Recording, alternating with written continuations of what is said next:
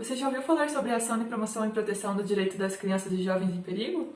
Você sabe para que ela serve e qual é o procedimento que essa ação segue, desde a sua propositura até a sentença? Fique no vídeo até o final para descobrir.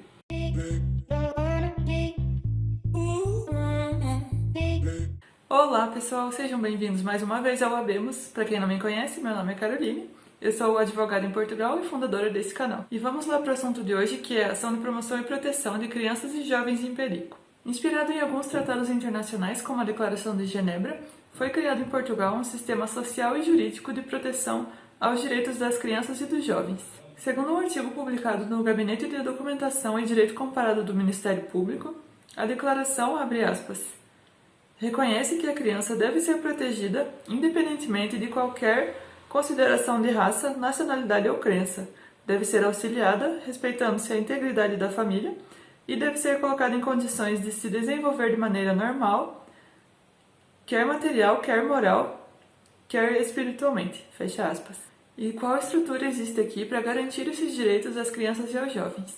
Em primeiro lugar, existe aqui uma comissão, a Comissão Nacional de Promoção dos Direitos e Proteção das Crianças e Jovens, que tem autonomia administrativa e patrimônio próprio e colabora com o governo para definir estratégias para aplicar as políticas públicas no âmbito da proteção das crianças e dos jovens aqui em todo o país. Ou seja, ela ajuda o Estado a definir como é que as políticas de proteção das crianças e dos jovens vão ser aplicadas na prática. Depois, existem as CPCJs, criadas em 2001, em substituição a outras comissões que existiam anteriormente, que são instituições oficiais, não judiciárias, e que trabalham para promover o direito das crianças e jovens em situação de perigo.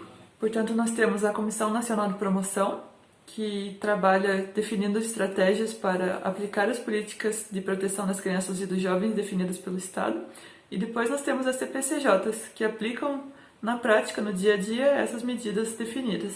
Por isso, quando uma criança ou jovem se encontra numa situação de perigo, essa situação é sinalizada, e é esse mesmo termo utilizado, ela é sinalizada para a CPCJ, que vai começar a acompanhar esse caso e aplicar as medidas que sejam necessárias conforme a situação. Lembrando que a minha ideia nos vídeos não é transmitir nunca a minha opinião pessoal sobre o funcionamento dos órgãos, se a CPCJ tem uma boa atuação ou não.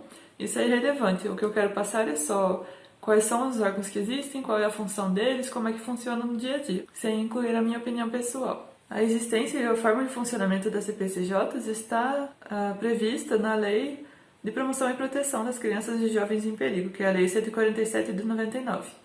Essa lei traz também outras definições importantes nesse âmbito, como a definição de criança ou jovem, quem seria considerado por essa lei criança ou jovem. E, segundo o artigo 5º, é considerado criança ou jovem a pessoa ou com menos de 18 anos de idade. Além disso, o jovem que tenha recebido uma medida de intervenção antes de completar 18 anos de idade e que peça que essa medida seja prolongada até que ele complete 21 anos de idade. Portanto, até 21 anos de idade, uma pessoa nessa situação também ainda é considerada jovem. Ou ainda, a pessoa que tem até 25 anos de idade, desde que esteja participando de um processo educativo ou de formação profissional.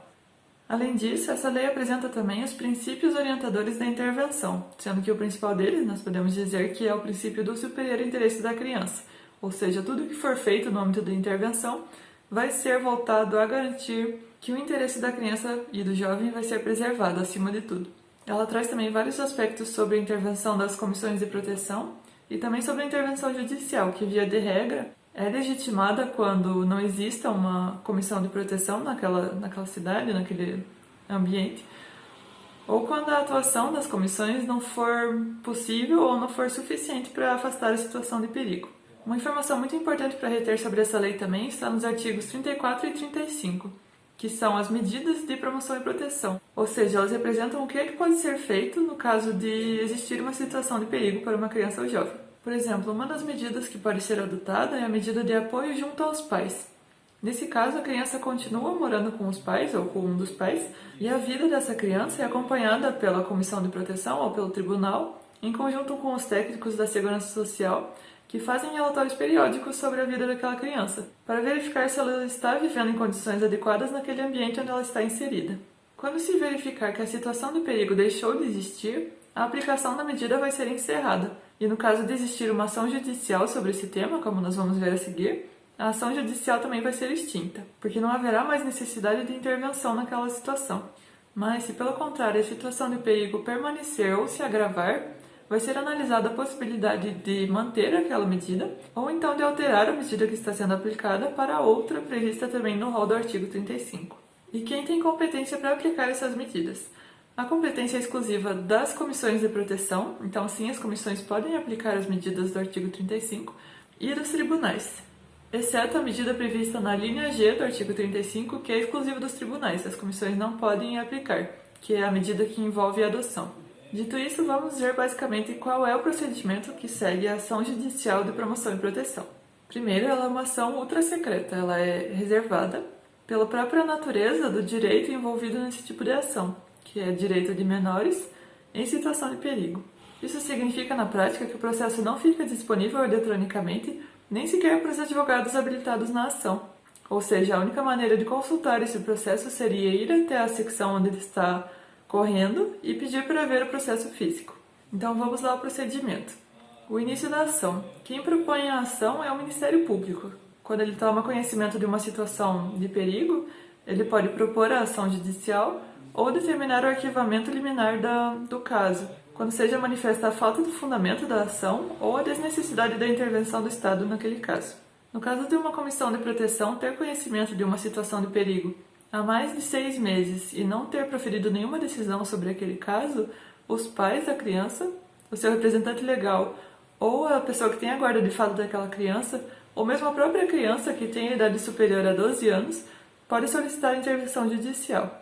A competência para processar e julgar essas ações é das secções de família e menores da comarca, e nas comarcas em que não tem esse juiz especializado, a competência vai ser das secções cíveis da instância local. Se você não sabe o que significa isso das secções, dá uma olhada nesse vídeo aqui em cima sobre a Organização Judiciária de Portugal, que eu já falei sobre esse tema naquele vídeo. O processo vai correr em 5 fases, que são a fase de instrução, de decisão negociada, debate judicial, decisão e execução da medida.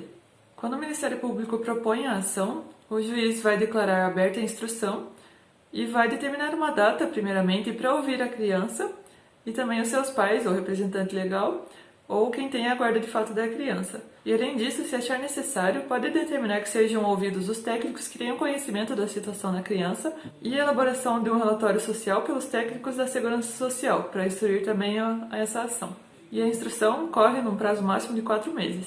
Feito isso, o juiz ouve o Ministério Público, determina encerrada a instrução e pode fazer uma das seguintes coisas: determinar o arquivamento do processo, designar uma data para a conferência para tentar um acordo, ou caso o juiz veja que é improvável a obtenção de um acordo, ele pula já direto para a próxima fase, que seria a fase de apresentação de alegações e provas pelas partes.